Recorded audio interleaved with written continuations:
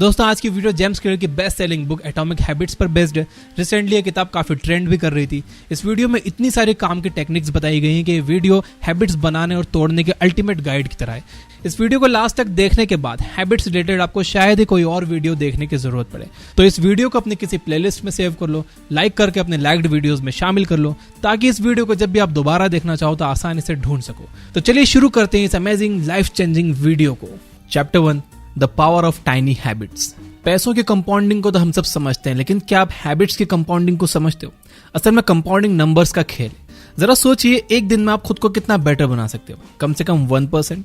आपके मन में यह सवाल आएगा कि इससे क्या होगा, लेकिन बस इतने की ही जरूरत है। अगर आप रोज खुद को 1% बेटर बनाते हो तो साल में आप 37% बेटर इंसान बन सकते हो। मान लो कि 365 दिन कंसिस्टेंसी मेंटेन नहीं कर सकते, लेकिन हफ्ते में 5 दिन तो कर ही सकते हो, यानी 332 दिन।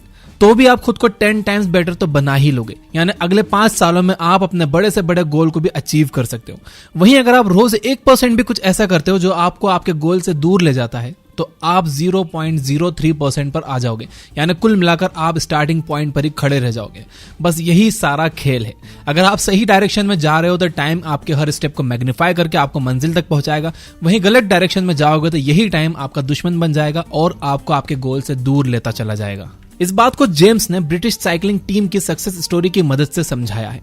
ब्रिटिश साइकिलिंग टीम एक मामूली परफॉर्मिंग टीम थी जिसने पिछले 100 सालों में केवल एक ओलंपिक गोल्ड हासिल किया था।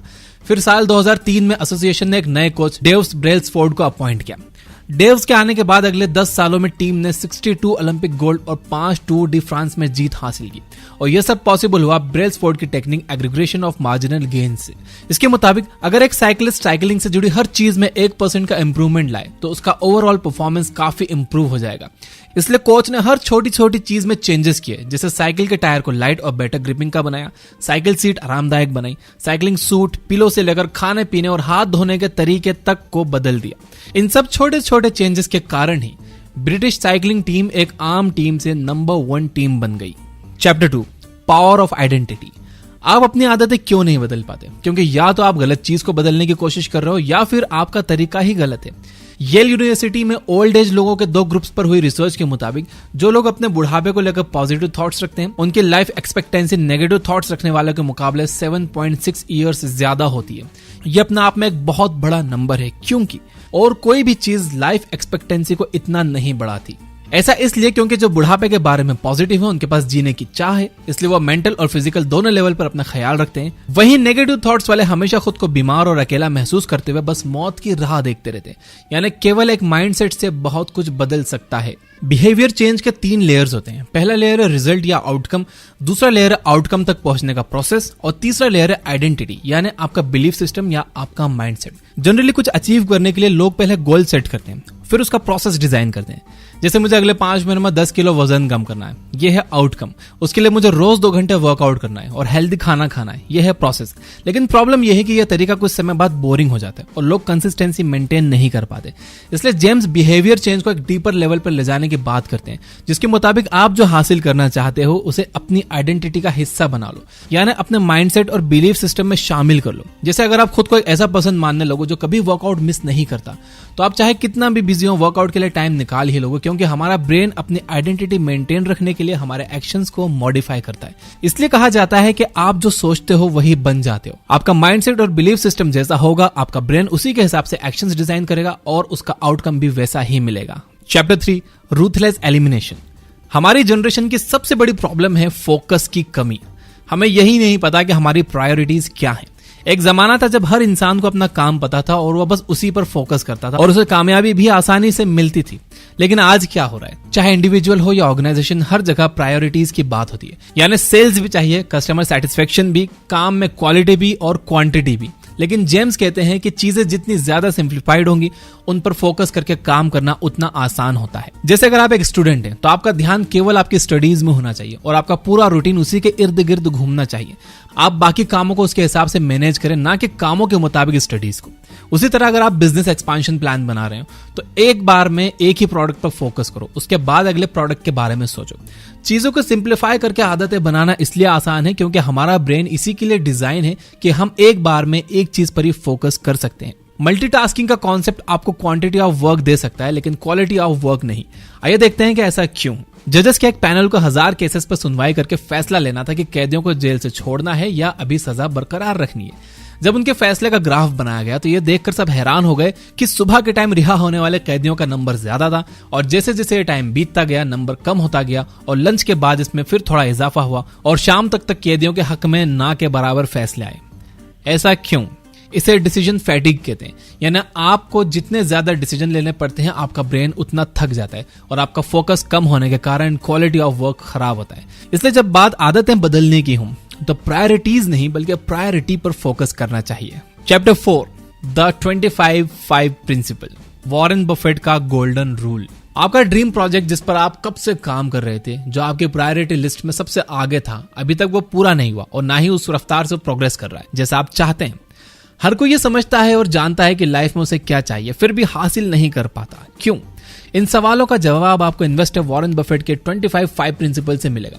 वॉरेन बफेट ने अपने पर्सनल पायलट माइक फ्लिंट को यह सिखाया था और माइक कहते हैं कि यह उनकी लाइफ में गोल्डन लेसन की तरह काम करता है। बफेट ने माइक से 25 ऐसी चीजों को लिस्ट करने के लिए कहा जिसे वो लाइफ में करना चाहते हैं। जब माइक वो लिस्ट लेके आए तो बफेट ने उनसे सबसे इंपॉर्टेंट 5 चीजों को सर्कल करने को कहा और कहा कि अब सिर्फ तुम इन 5 चीजों पर ही फोकस करना और अब ये बताओ कि बाकी की 20 चीजों का तुम क्या करोगे।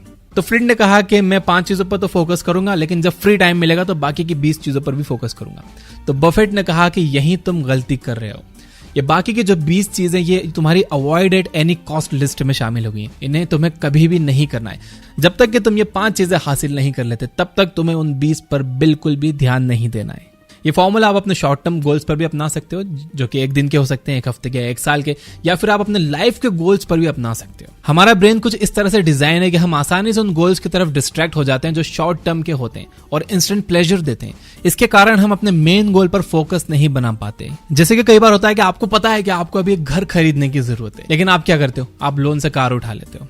आपको पता है कि आपको बिजनेस में पैसों की जरूरत है, लेकिन आप क्या करते हो? आपको एक मोबाइल फोन अट्रैक्टिव लगता है तो आप अपना पुराना जो कि चल रहा था अच्छा खासा, उसकी जगह एक नया फोन ले लेते हो। इसलिए जेम्स कहते हैं कि अगर आपको कुछ हासिल करना है तो हर सुबह उन चीजों की लिस्ट मत बनाओ जो आपको करना है, बल्कि उनकी बनाओ जो आपके काम में डिस्ट्रैक्शन बन सकते हैं ताकि आप उनसे दूरी बनाए रख सको। लाइफ में कोई भी 25 गोल्स हासिल नहीं कर सकता, लेकिन अगर वो 2-3 बड़े गोल्स हासिल कर ले तो भी सक्सेसफुल हो जाएगा। इसलिए ये सोचने के बजाय कि आप क्या कर सकते हो, आपको ये सोचना चाहिए कि आपको क्या करना चाहिए। Chapter 5 3 hours of habit forming. हम सबकी एक कमजोरी है कि हम बुरी आदतों को आसानी से पकड़ लेते हैं, जबकि अच्छी आदतों को बनाने में हमें काफी प्रॉब्लम्स आती हैं।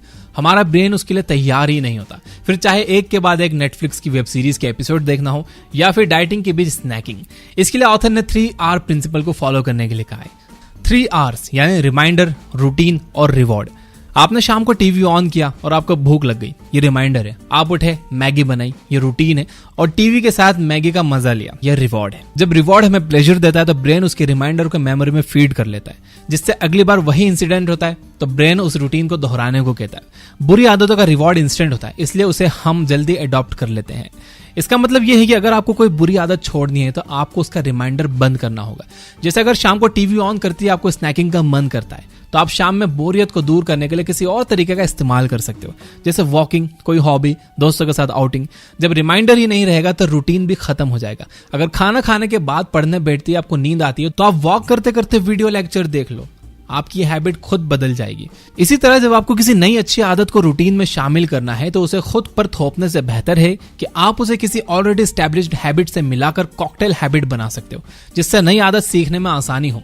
जैसे आप रोज सोचते हो कि ऑफिस से आकर रनिंग के लिए जाओगे, लेकिन आपका शरीर कहता है कि आप थक गए हो, कल करोगे। तो ऐसे में आप अपने ऑफिस शूज उतारते ही रनिंग शूज डाल लो, ताकि आपके दिमाग को रनिंग पर जाने का रिमाइंडर मिले। फिटनेस का रिवॉर्ड एक लॉन्ग टर्म गोल है, उसे शॉर्ट टर्म में बदलने के लिए आप खुद से कह सकते हो कि जब आप रनिंग करके आओगे तो आप अपना फेवरेट म्यूजिक सुन सकते हो या टीवी शो देख सकते हो। इस तरह हैबिट फॉर्मिंग की 3R थ्योरी समझकर आप आसानी से बुरी आदतें छोड़ भी सकते हो और नई आदतें बना भी सकते हो।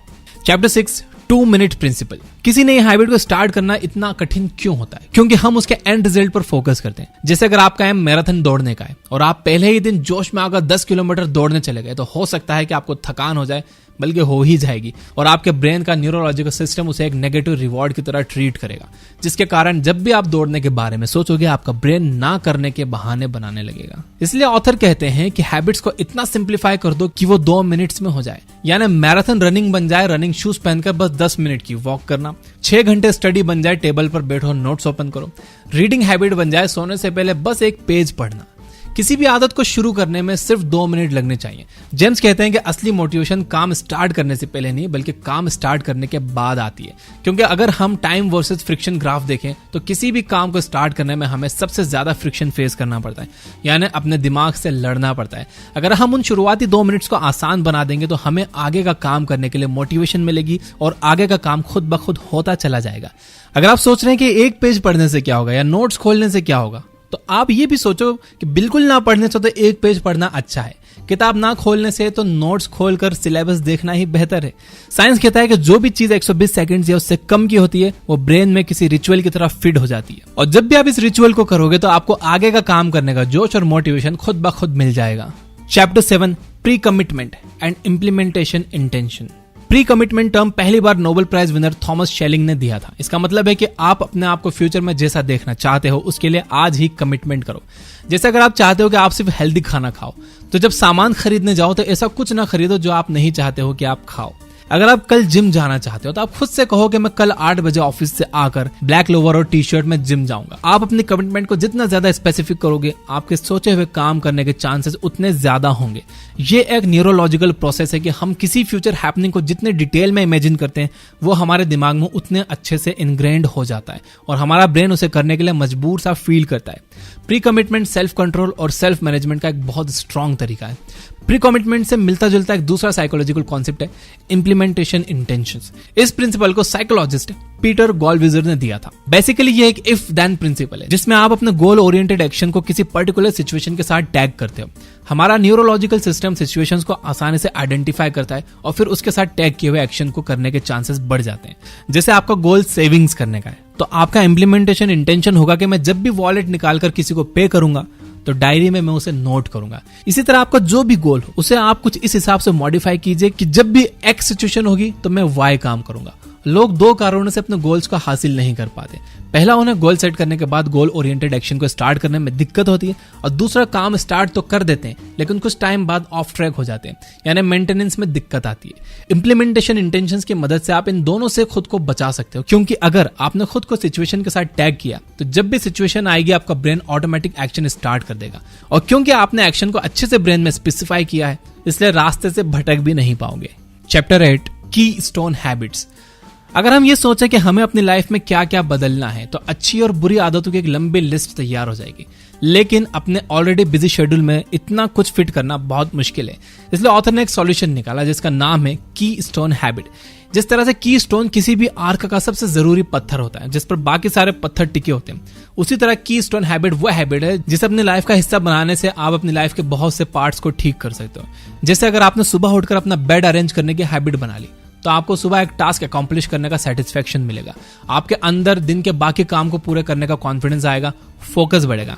रात को जब आप बेड पर जाओगे तो उस अरेंज्ड बेड को देखकर अच्छा महसूस होगा और नींद में भी हेल्प मिलेगी। यानी आपको फोकस और अच्छी नींद के लिए अलग से खुद को कुछ सिखाना नहीं पड़ा, वो आपके की स्टोन हैबिट के गुड इफेक्ट्स के तौर पर खुद आ गया। की स्टोन हैबिट्स के कुछ एग्जाम्पल्स हैं: एक्सरसाइज, मेडिटेशन, कुकिंग, डिक्लटरिंग। जब आप किसी भी की स्टोन हैबिट को फॉलो करोगे तो उसके साथ कई और बेनिफिट्स आपको खुद ब खुद मिल जाएंगे। बड़े बड़े सीईओज और इन्वेस्टर्स इन हैबिट्स का सहारा लेते हैं और अपने आप को गोल ओरिएंटेड ट्रैक पर रखते हैं। इसलिए की स्टोन हैबिट्स को मैं कहता हूं एक तीर से 100 शिकार। Chapter 9 environment design. अपने माहौल को हैबिट फ्रेंडली बनाओ। आपको फास्ट फूड खाना है, बस फोन निकालो, ऑर्डर करो। नॉन स्टॉप मूवीज देखकर टाइम वेस्ट करना है, बस लैपटॉप खोलो, नेटफ्लिक्स पर जितनी मर्जी लेटेस्ट मूवीज देखो। सब कुछ इतना आसान है कि लेजी से लेजी इंसान भी इसे आसानी से कर सकता है। लेकिन अगर फास्ट फूड खाने के लिए आपको उठकर रेस्टोरेंट तक जाना पड़ता या मूवी के लिए आपको सिनेमा हॉल तक जाना पड़े तो आप इतनी फ्रिक्वेंटली नहीं कर पाओगे, क्योंकि हमारा brain by default lazy behaviour को फॉलो करता है। लेकिन हम इस ब्रेन के लेजीनेस का भी फायदा उठा सकते हैं। यानी अगर आप चाहते हो कि कोई काम आप ना करो तो आप उसे अपने लिए कठिन बना दो, आपका ब्रेन खुद उसे छोड़ देगा। जैसे अगर आप स्मोकिंग क्विट करना चाहते हो तो सिगरेट खरीदना बंद कर दो, उसकी जगह च्युइंग गम रखो। आपके जेब में सिगरेट नहीं होगी तो आपके स्मोक करने के चांसेस भी कम हो जाएंगे। उसकी जगह आप खुद को च्युइंग गम ऑफर करो। इस प्रोसेस को एनवायरमेंट डिजाइन कहते हैं, जिसमें हम अपने ब्रेन के बाय डिफॉल्ट लेजी एक्शन की मदद से बुरी आदतों से छुटकारा पा सकते हैं। Chapter 10, the Seinfeld energy. James clear कहते हैं कि मास्टरी फॉलोज कंसिस्टेंसी, यानी वही लोग एक्सपर्ट बनते हैं जो अपने काम में कंसिस्टेंट रहते हैं। कंसिस्टेंसी को मेंटेन रखने के लिए ऑथर ने मशहूर कॉमेडियन सेनफील्ड की स्ट्रेटेजी का सहारा लेने को कहा है। एक बार सेनफील्ड से उभरते हुए कॉमेडियन ब्रैड आइजैक ने पूछा कि अच्छी परफॉर्मेंस के लिए आप नए कलाकारों को क्या मैसेज देना चाहते हैं। तो सेनफील्ड ने कहा कि अच्छी परफॉर्मेंस के लिए आपको अच्छे जोक्स की जरूरत पड़ेगी और अच्छे जोक्स के लिए आपको रोज जोक्स लिखने की आदत डालनी पड़ेगी। इसके लिए सेनफील्ड ने एक स्ट्रेटेजी बताई कि एक बड़ा वॉल कैलेंडर लो और रोज जोक लिखना स्टार्ट करो। इससे कोई फर्क नहीं पड़ता कि आपने कैसा जोक लिखा, लेकिन आपको लिखना है और लिखने के बाद उस डेट को रेड मार्कर से क्रॉस कर दो। धीरे धीरे आप देखोगे कि आपके ब्रेन को आदत पड़ गई है। इसके बाद आपका ब्रेन किसी भी कीमत पर रेड क्रॉस करने की ये चेन को ब्रेक नहीं करना चाहेगा। आप चाहे कितने भी बिजी हो, आपको एक जोक लिखने का टाइम तो मिल ही जाएगा। इस आइडिया से आप अपना कोई भी गोल अचीव कर सकते हो। जैसे आपको 100 पुशअप्स तक पहुंचना है तो रोज 5 पुशअप जरूर करो। ये काफी आसान है। आप क्या करते हो, अच्छे से लगा पाते हो या नहीं, इससे कोई फर्क नहीं पड़ता। बस आपको रोज कोशिश करनी है और कैलेंडर पर रेड मार्क करना है उस डेट पर। ऐसा करते हुए एक दिन आप 100 पुशअप्स के गोल तक जरूर पहुंच जाओगे। अगर आप शुरू में ही अपने लिए एक बड़ा गोल रख लोगे तो खुद को थका डालोगे और बीच में ही क्विट कर लोगे। इसलिए सेंट्रल आइडिया यह है कि डोंट ब्रेक द चेन। तो दोस्तों ये थे जेम्स क्लियर की बुक एटॉमिक हैबिट्स से हैबिट्स के बारे में नियरली सारी टेक्निक्स जिनसे आप अपने ब्रेन को बड़े से बड़ा काम करने के लिए ट्रिक कर सकते हो। हमारी लाइफ का बहुत सारा पार्ट हमारी हैबिट्स का ही नतीजा है। हम अपनी लाइफ का 40% हिस्सा हैबिचुअल चीजों को करने में लगाते हैं और केवल 60% के लिए ही कुछ सोचते हैं। इसलिए हमारी सक्सेस काफी हद तक हमारी आदतों पर डिपेंड करती है। इस वीडियो को बहुत शॉर्ट में अगर मैं समराइज करूं तो आदतें बदलने के लिए सबसे पहले आपको अपनी आदतों को सिंप्लीफाई करना है। उसके लिए छोटे छोटे स्टेप्स लेने हैं, कीस्टोन हैबिट सिलेक्ट करनी है, एनवायरमेंट को हैबिट फ्रेंडली बनाना है और कंसिस्टेंसी मेंटेन रखनी है। फिर आप जो चाहोगे वो चीज पॉसिबल हो जाएगी। आपका ब्रेन और टाइम दोनों आपके दोस्त होंगे। अगर वीडियो पसंद आया हो तो इसे लाइक जरूर करना। अगर आप चैनल पर पहली बार आए हो तो सब्सक्राइब जरूर करना और अगर आपने ऑलरेडी सब्सक्राइब किया हो तो चेक कर लेना कि बेल आइकन प्रेस है या नहीं, ताकि अगली वीडियो आए तो आपको सबसे पहले नोटिफिकेशन आ जाए। बिना एड्स के फ्री बुक समरीज हिंदी में सुनना है तो यह बुक ऐप डाउनलोड कर लो, डिस्क्रिप्शन में लिंक है। और वहां पर सुनने के लिए मैं आपको 2 बुक समरीज सजेस्ट करना चाहता हूँ। नंबर 1 है do breathe by Michael Townsend William. ये कुछ आधे घंटे की बुक समरी है और फ्री है। इसमें बताया गया है कि बहुत बेसिक आदतें जैसे सांस लेना, खाना और सोना, इनमें छोटे मोटे चेंजेस करके कैसे हम अपनी लाइफ में पॉजिटिव और परमानेंट चेंजेस ला सकते हैं। और दूसरी बुक है first things first by Stephen Covey. ये एक प्रीमियम बुक समरी है। आप प्रीमियम प्लान लेकर इसे अनलॉक कर सकते हो। इस समरी में बताया गया है कि एक हैप्पी लाइफ जीने के लिए आपकी लाइफ में क्या प्रायोरिटीज होनी चाहिए। आप इसकी मदद से अपनी लाइफ की प्रायोरिटीज समझ पाओगे और उन चीजों पर फोकस कर पाओगे जो एक खुशहाल जिंदगी जीने के लिए जरूरी है। तो ये बुक ऐप डाउनलोड करिए और दोनों बुक समरीज जरूर सुनिए। Finally, you guys are amazing. Keep reading, keep learning, keep growing. Thank you for watching.